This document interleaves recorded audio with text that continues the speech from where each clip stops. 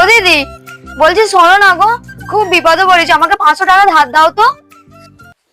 ও মা, আমি কোথায় পাবো? আমার কাছে নেই তো।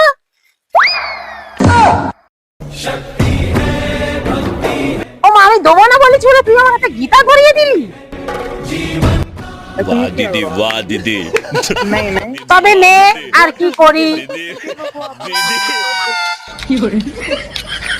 নে। আচ্ছা ঠিক আছে, আমি আসছি। এই শোন, দাঁড়া, টাকাটা তো নিলি, কবে দিবি বলতো? ও এসব নিয়ে তুমি চিন্তা করো না, আমি কালকেই দিয়ে দেবো।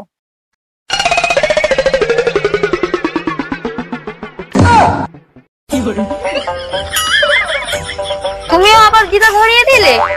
আসলে সত্যি কথা বলতে গেলে কি, আমি 1-2 বছর পরে দেবো।